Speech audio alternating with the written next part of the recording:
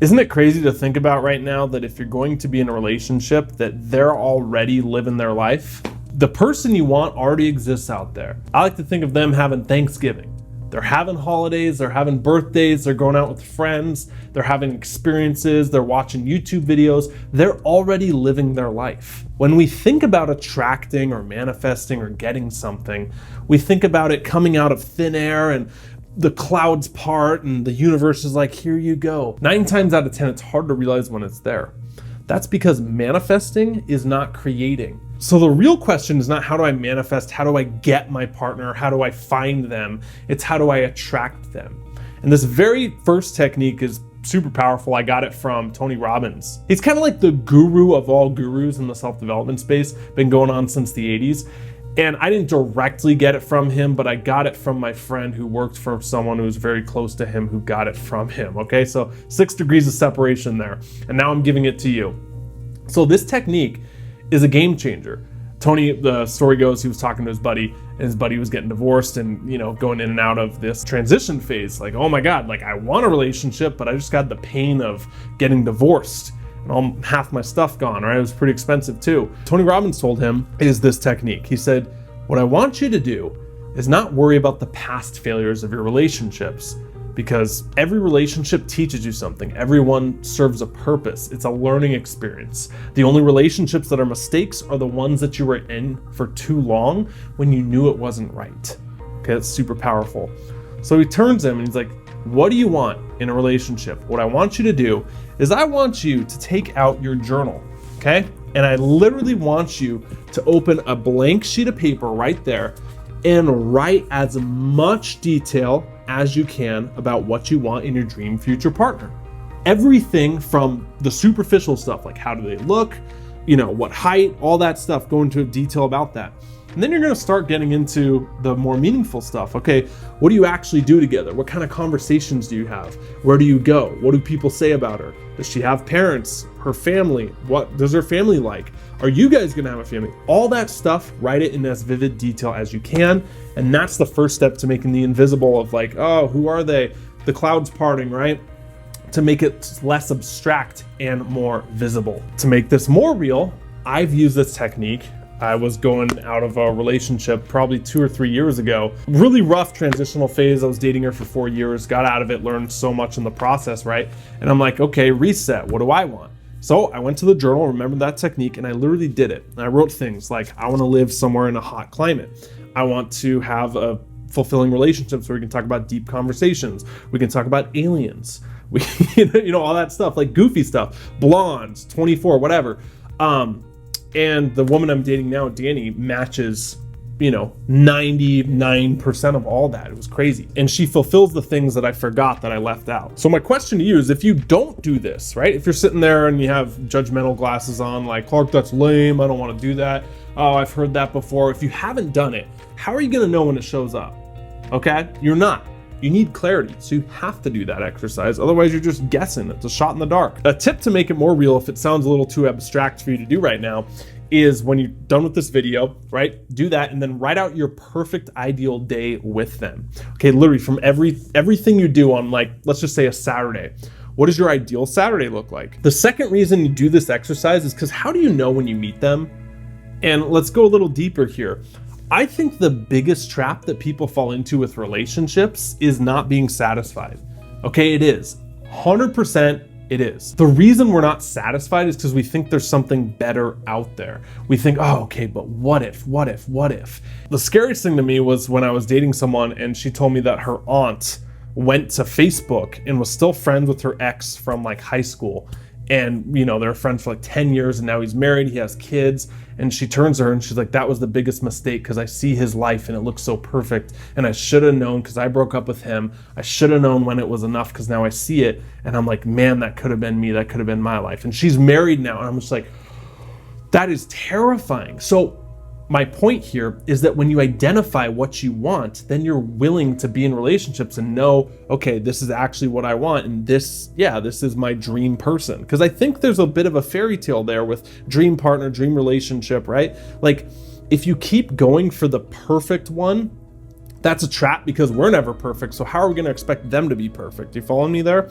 And so the second trap is that it will never be enough. No one's ever going to mark off 10 out of 10 on all your boxes. 9 out of 10, okay, I can get behind. That's cool. That's awesome, right? 10 out of 10, that's a Disney movie.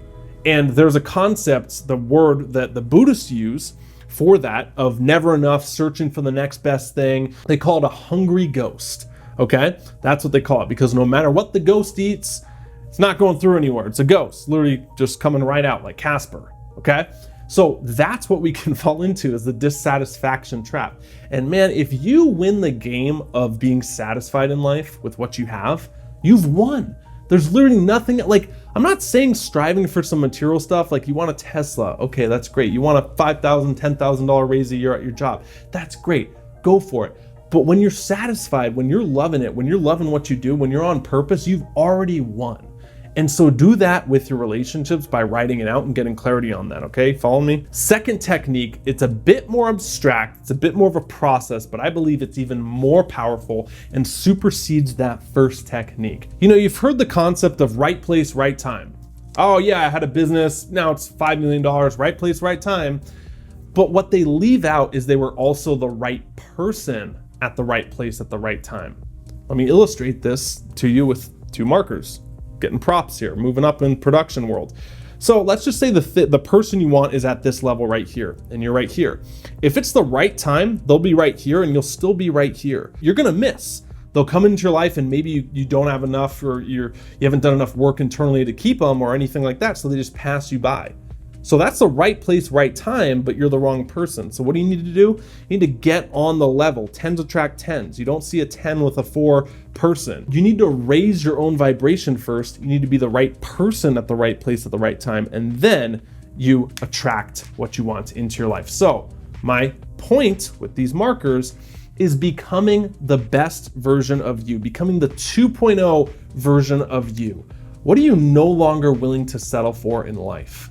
Okay, what habits are you trying to get rid of? Are you committed to get rid of? What lifestyle are you trying to upgrade towards? What would the 2.0 version of you do? How would they act? Where would they live? What would they have? How would they think? What conversations would they not engage in? That's what you need to start stepping into. You need to rewire your identity.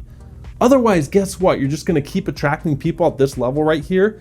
Not that you're at like this low level, but I all think we can become a better version of ourselves. So that's why you're watching this video. That's why I'm making them. How can you raise up? And then when you raise up, you naturally start attracting higher vibrational people to you. Does that make sense? Let me get into some caveats and myth busting here. All right, because I hear a lot of bad advice on YouTube when it comes to manifesting, and people just say things to fill time in videos. So I want to dispel some myths here that if you put in your head are kind of toxic. The idea of a soulmate itself is toxic in my opinion.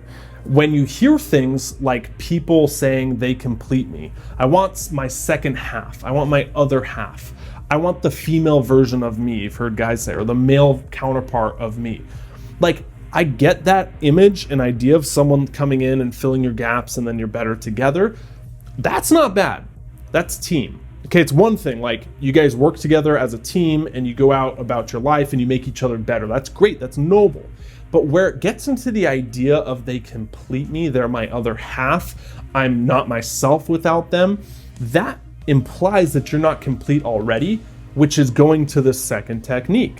So if you're not complete, what are you doing? You're looking for someone to come in and make you whole, make you complete. No one wants that responsibility. Okay, that's not going to lead to a healthy relationship. You need to be self-full and self-loving first, and then you start overflowing to others.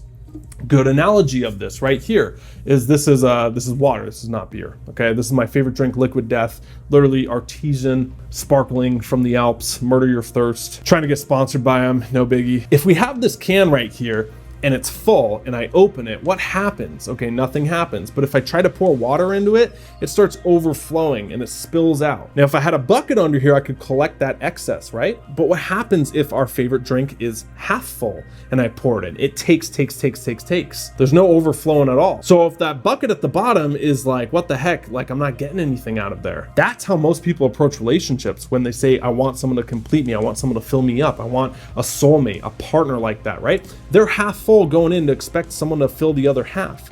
But then that person too is probably half full, so now you make 1 instead of 2. And you're gonna feel like something's missing and the relationship's not gonna work. My point, you need to fill yourself up first so you can overflow love. The second major trap I think is equally as important while we're talking about manifesting relationships and stuff, is make sure you've healed from relationships in your past.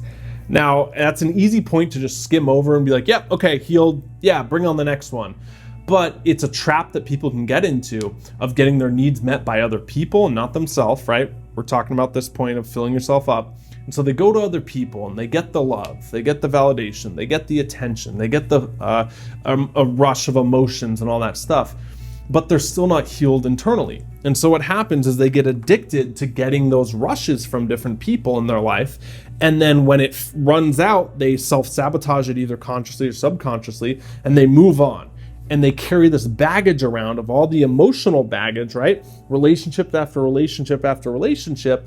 And there's pain in there. When something ends, you don't have time to heal. You're walking around with open wounds. Of course, you're going to feel pain. And this might be subconscious. Again, you don't even know. There's some shadow work that goes into it. So just making sure that you've fully healed before trying to move on, and not being so quick to just 1, 2, 3, go about it like that. When you heal, there's growth. And I think this is something that we don't talk about enough, that actually going through and getting clarity, either through therapy or shadow work or journaling or subconscious mind reprogramming or meditation, whatever you want to do, getting insights on like where things went wrong with stuff and not dwelling in the past and, oh, it's so sad, whatever, but like getting some closure there. If there's no closure, I mean, so many people are hung up on exes because there's no closure there. They're like, what the heck happened? I'm not saying you have to have someone there to have the closure. You can actually get that through yourself, which maybe we'll do another video on if that's interesting to you. But if you don't get that closure, that's going to be an open wound. And when that's not healed yet, there's no growth. But just like when you tear your muscles down and they rebuild stronger, what's happening? When you're tearing your muscles down, it's breaking them down. And then you give them time to heal and they grow back stronger. You can lift more and you have more power. That's the exact same thing with life experiences. And if you're just breaking yourself down or you just have open wounds and you're walking around, there's no healing, there's no growth. And so, like we said in point 2, that keeps you on this level right here and it's unable to reach that vibration up there. So those, my friends, are the 2 most powerful techniques to manifest a dream partner, a soulmate, a relationship into your life. Again, dream future partner technique right there, very powerful. Commit to doing that after this video right now. And also the process of working on yourself and raising yourself up so you can be the right person at the right place at the right time. Thanks so much for watching. See you in the next video. Till then, stop settling, start living. See ya.